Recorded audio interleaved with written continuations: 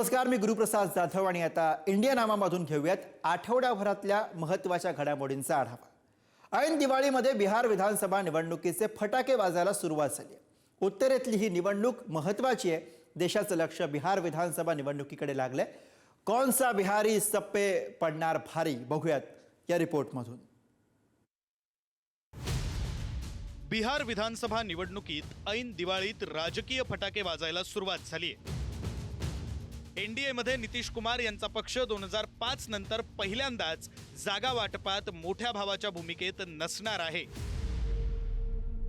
2020 मध्ये एनडीए आघाडीत जेडीयूनं 115 जागा लढवल्या तर भाजपनं 110 जागा लढवल्या। 2025च्या विधानसभा निवडणुकीत एनडीएत दोन्ही पक्षांना समसमान जागा मिळाल्यात। बिहारच्या एकूण जागा 243। जागा वाटपाच्या सूत्रानुसार नितीश कुमार यांचा पक्ष आणि भाजप दोघंही प्रत्येकी 101 जागा लढणार आहेत, तर चिराग पासवान यांचा पक्ष लोजपा रामविलास 29 जागा लढवणार आहे, तर हिंदुस्तानी अवाम मोर्चा, धर्मनिरपेक्ष आणि राष्ट्रीय लोक मोर्चा प्रत्येकी 6 जागा लढवणार आहेत। या जागा वाटपात एक मुद्दा स्पष्टपणे दिसतो, जागा वाटपात समसमान वाटप केल्याचं पाहायला मिळतं। याचा अर्थ निवडणुकीत सत्तेचं देखील समसमान वाटप होणार का, असा सवाल उपस्थित होतो। त्यातच 2020च्या निवडणुकीत स्वतंत्र लढून नितीश कुमार यांच्या जेडीयूचं नुकसान करणाऱ्या चिराग पासवान यांना देखील उपद्रव मूल्याचा विचार करता 29 जागा दिल्यात। मात्र गेल्या 2 दशकांपासून बिहारच्या राजकारणाचा केंद्रबिंदू राहिलेल्या नितीश कुमार यांच्या पक्षाचा आलेख ढासळतोय। बिहार लोकसभा जागा 40। 2024च्या लोकसभा निवडणुकीत जेडीयूनं 16 जागा लढवल्या, भाजपनं 17 जागा लढवल्या।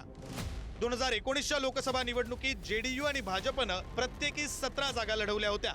2009 मध्ये जेडीयूनं बिहारमधील 25 जागा लढवल्या तर भाजपनं 15 जागा लढवल्या। एकेकाळी मोठ्या भावाची भूमिका निभावणाऱ्या जेडीयूला उतरती कळा लागली आहे आणि त्यामुळे ही निवडणूक जेडीयूच्या अस्तित्वाची निवडणूक ठरणार असून भाजपचा ग्राफ नितीश कुमार यांच्यापेक्षा जास्त राहण्याची शक्यता वर्तवण्यात येते। दुसरीकडे महागठबंधनमध्ये जागा वाटपाचा घोळ संपलेला नाहीये। काँग्रेसनं पहिल्या टप्प्यासाठी 48 उमेदवारांची यादी जाहीर केली आहे, तर दुसरीकडे तेजस्वी यादव यांच्या पक्षानं 46 उमेदवारांची यादी जाहीर केली आहे। खरं तर जागा वाटपाचा खरा तिढा विकासशील इन्सान पार्टीमुळे अडला। काँग्रेसची 60 जागांची मागणी असून विकासशील इन्सान पार्टीला 18 जागा द्यायच्या आहेत। काँग्रेसच्या मते या जागा इतर घटक पक्षांना द्याव्यात, त्यामुळे जागा वाटपाचा घोळ झालाय। जाहीर केलेल्या जागांपैकी 7 जागांवर काँग्रेस आणि आरजेडी पक्षाचे उमेदवार आमने सामने आहेत आणि त्यामुळे दोनही पक्षांमध्ये आमने सामने लढाई झाल्यानं मोठं नुकसान होण्याची शक्यता आहे। दुसरीकडे महिला मतांची टक्केवारी वाढत असताना तेजस्वी यादव यांनी महिला उमेदवारांवर कमी भर देण्यात आल्याचं पाहायला मिळालं।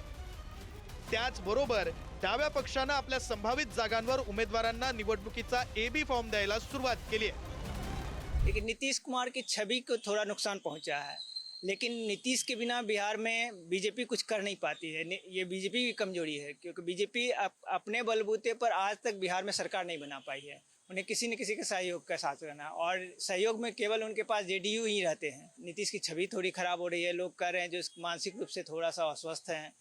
अब कितने उसका फायदा और नुकसान होगा ये तो समय बताएगा, लेकिन नीतीश कुमार पर ही पूरी तरह से बीजेपी निर्भर है। अगर नीतीश का प्रदर्शन अच्छा रहा तो बीजेपी सरकार बना पाएगी, अगर नीतीश का प्रदर्शन खराब रहा तो बीजेपी सरकार बनाने में बीजेपी को दिक्कतें आएंगी। बिहार विधानसभा निवडणुकीचं मराठी कनेक्शन सुद्धा आहे।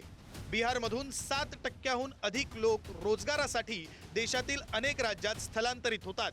त्यामध्ये सर्वाधिक संख्या महाराष्ट्रातील मुंबई, पुण्यासारख्या मोठ्या शहरात पाहायला मिळते। त्यामुळे बिहार निवडणूक म्हटलं की मराठी नातं आलंच। त्याचबरोबर बिहारचं प्रभारी पद सध्या मराठमोळ्या विनोद तावडे यांच्याकडे आहे। गेल्या विधानसभा निवडणुकीत महाराष्ट्राचे मुख्यमंत्री देवेंद्र फडणवीस यांनी निवडणूक प्रभारी म्हणून बिहार विधानसभा निवडणुकीची जबाबदारी पार पाडली होती। यावेळी बिहारमध्ये भाजपला ऐतिहासिक विजय त्यांनी मिळवून दिला होता। या निवडणुकीतही देवेंद्र फडणवीस यांनी निवडणुकीच्या पहिल्याच टप्प्यात बिहार विधानसभा निवडणुकीत जोरदार प्रचार केलाय। बिहार एनडीए के साथ जाने को पूरी तरीके से तैयार है। प्रधानमंत्री मोदी जी पर, मुख्यमंत्री नीतीश जी पर बिहार की जनता का बहुत विश्वास है और जो एनडीए का गठबंधन है वो बहुत पुख्ता तरीके से एक दूसरे के साथ मिलकर, दिल से साथ में मिलकर लड़ रहा है।